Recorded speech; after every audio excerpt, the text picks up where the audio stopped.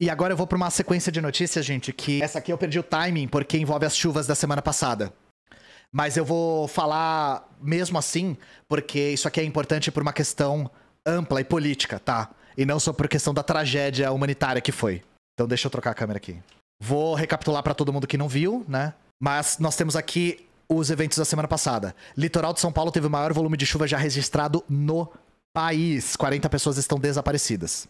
Esses números podem ter mudado das pessoas desaparecidas, desalojadas e mortas, mas isso aqui continua sendo verdade. O maior volume de chuva já registrado na história do país foi na semana passada no litoral de São Paulo. Significa que é o maior que já aconteceu? Não, é o maior já registrado. Mas mesmo assim, ser o maior já registrado é muito sintomático. E a gente vai falar sobre isso já já. Então nós temos, entre sábado e domingo, 18 e 19, no litoral norte, o litoral norte registrou 682 milímetros de chuva, marca jamais alcançada na história do país. Em 2022, Petrópolis, no Rio de Janeiro, choveu 530 milímetros em 24 horas. Antes, o maior índice havia sido registrado em Florianópolis, em 91, com acúmulo de 400 milímetros. Então, é isso aqui que aconteceu. E o litoral ficou desse jeito aqui. Muito deslizamento, muita casa desabando, gente soterrada, lama entrando por todos os lados, água subindo dentro da casa das pessoas. Terrível, sabe? Terrível. Uma situação muito difícil. Aí, primeira coisa que eu quero trazer aqui. Costuma-se chamar isso de desastre natural. Isso aqui é um desastre social, por duas razões. A primeira é essa aqui. Chuva recorde. Temporais como o que assolou o litoral paulista são cada vez mais frequentes. Especialistas ouvidos pelo Brasil de Fato afirmam que é preciso planejamento e ações articuladas contra novas tragédias. Por que frequentes? Vamos lá. Nara Lacerda no Brasil de Fato.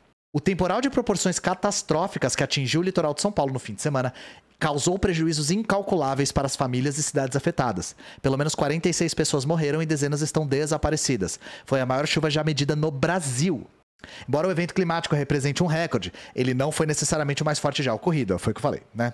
Em artigo publicado pela Metsul, o meteorologista Luiz Fernando Nachtigal fez um relato histórico sobre o tema. Ele explica que os volumes de água que atingem o litoral paulista são raros em todo o planeta e normalmente estão ligados a passagens de ciclones, o que não aconteceu. De fato, é algo que está acontecendo mais frequentemente, afirma o climatologista e meteorologista José Marengo. É importante chegar a soluções para evitar os desastres.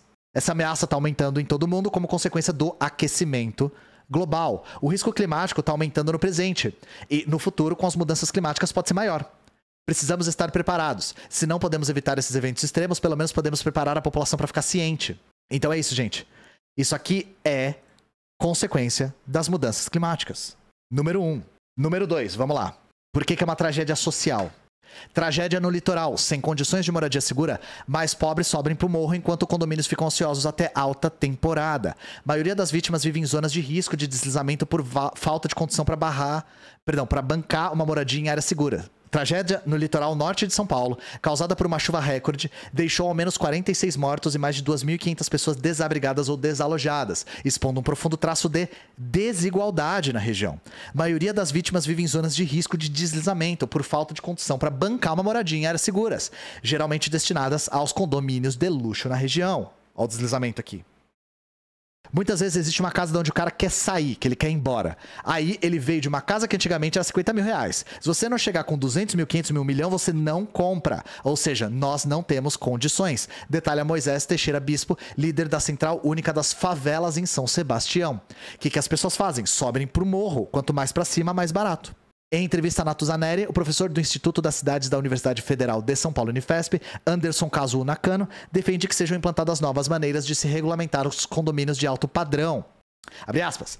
É preciso pensar em formas de aproveitar essas áreas próximas aos condomínios, distantes dessas áreas de impacto da Serra do Mar, para acomodar essa população que chegou lá para ajudar a construir esses condomínios e está lá para trabalhar como empregada doméstica, jardineiro, porteiro e segurança motorista.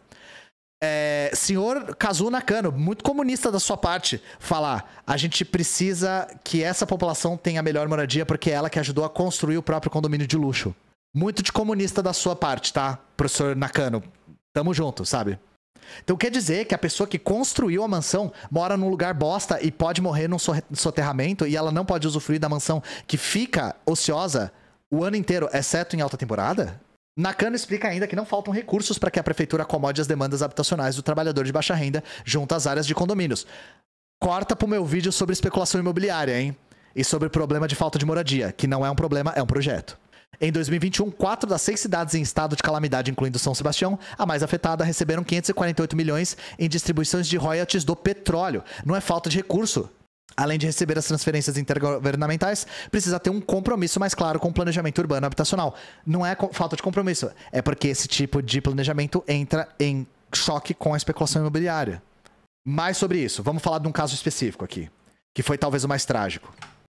Inspeção do Ministério Público identificou o risco no deslizamento na Vila Sarri em 2020 e apontou o crescimento da ocupação irregular no local. Vila Sarri concentra a maior parte das mortes no litoral norte. Gente, adivinha qual que é o perfil das pessoas que moram na Vila Sarri? É o velho da van? É o Abílio Diniz? É a Luísa Trajano? Não é. Vamos lá. Uma inspeção do Ministério Público Estadual feita em novembro de 2020 identificou obras em áreas com risco de deslizamento na Vila Sarri, em São Sebastião, local onde famílias morreram soterradas no último fim de semana. Balanço da Defesa Civil aponta 48 mortes, 47 em São Sebastião e uma em Ubatuba, após as chuvas no litoral norte. É na Vila Sarri que está a maior parte das vítimas, ao menos 34, segundo a Defesa Civil, ainda desaparecidos. Aqui, ó. Na visita à Vila Sarri, os técnicos constataram, por exemplo, uma casa invadindo a encosta da Serra do Mar e degradando a mata, desestabilizando o terreno, criando condição de risco de deslizamento.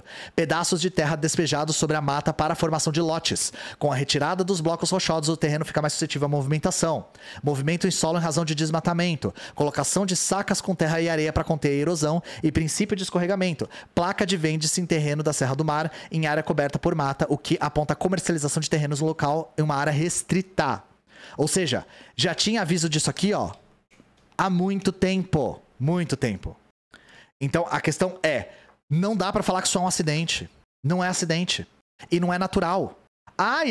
Mas aí eu concordo com o Jair Bolsonaro.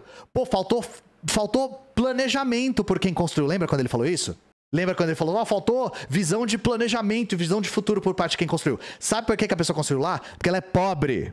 Ela não gosta de viver em lugar que tem risco de deslizamento. Ela é pobre, tá? Pobre. A pessoa é pobre. Você acha que ela gosta de subir o morro? Agora na puta que pariu.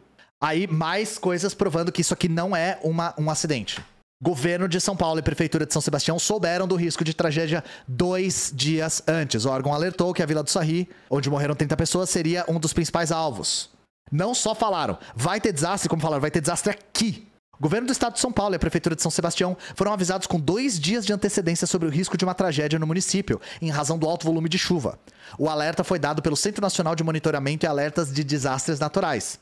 O órgão federal confirmou que avisou os governos estadual e municipal com especial atenção à região da Vila do Sarri, que é Vila Sarri, tá escrito errado, onde 30 pessoas morreram em decorrência do temporal que desabou no sábado e no domingo. Isso aqui já deve ser número antigo de mortes, porque faz tempo já, né? Oswaldo Moraes, em entrevista ao G1, foi quem confirmou que os governos receberam alerta. Nós conseguimos fazer a previsão com 48 horas de antecedência, inclusive dando a localização do desastre. Ou seja, negligência. Aqui, mais informações, só pra fechar esse tópico. Vila Sarri, imagens mostram como se formou a região mais afetada pelas chuvas. Ocupação irregular tinha mais de 600 imóveis e foi iniciado em 87, em área de preservação ambiental. O Instituto Geológico produziu um relatório em 96, no qual classificou a vila como zona de alto risco de deslizamento, o que era conhecimento da prefeitura. Aqui, ó. A comunidade é formada principalmente por pessoas de baixa renda. A maioria dos moradores trabalha em condomínios, em casas de alto padrão e em hotéis da região. Ou seja, é a famosa segregação, né? Na zona segura, nós temos as casas de veraneio, as casas de praia, as mansões e tal que os ricos usam. Quem que constrói e quem que trabalha nessas casas? Pessoas que moram em zona de risco. Simples de entender. Não havia equipamento público como escola, creche, posto de saúde, área de recreação e posto policial. Isso aqui é antigo. E aí vamos pro panorama mais amplo, né? Governo Bolsonaro desidratou investimentos para a prevenção de desastres. Verba para evitar tragédias como a ocorrida no litoral de São Paulo despencou em mais de 3 bilhões em 2014 para 1,1 bilhões em 2021, Nara Lacerda no Brasil de Fato. Os anos do governo do ex-presidente Jair Bolsonaro representaram a queda expressiva do financiamento de ações para prevenção e resposta de desastres naturais. Na gestão do direitista, o Brasil teve as menores previsões orçamentárias para a área desde 2010. Dados da iniciativa Contas Abertas mostram que, entre 2013 e 2014, os valores destinados a ações dessa natureza ultrapassaram 3 bi. Nos 3 anos seguintes, esse montante caiu, mas seguiu em patamares próximos aos 2 bilhões. Em 2018, o último ano de Michel Temer, tá escrito errado com 2 M's, né? ocupou o Palácio do Planalto após o golpe contra a ex-presidente Dilma Rousseff. A verba baixou para 1,6 bi. O bolsonarismo seguiu a cartilha e desidratou ainda mais. Não só isso, deixa eu ver se eles falam aqui. Isso aqui, ó. O descaso também se reflete nos valores gerais destinados ano a ano para o Ministério do Desenvolvimento Regional e para a Defesa Civil. No projeto de lei orçamentária que deixou para 2023, o investimento para a redução de desastres teve um corte de 95%. Também havia previsão de enxugamento de 94% nos valores destinados à execução dos projetos e obras de contenção de encostas em áreas urbanas.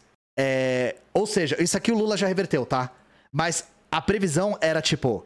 mano, toma 10 reais... Desidratou é foda, Toma 10 reais aí pra prevenir chuva. E tem uma outra coisa. O Bolsonaro também desmontou o INME, que é um instituto de meteorologia, que monitora esse tipo de coisa. Ou seja, Midas invertido. Tudo que ele toca vira bosta.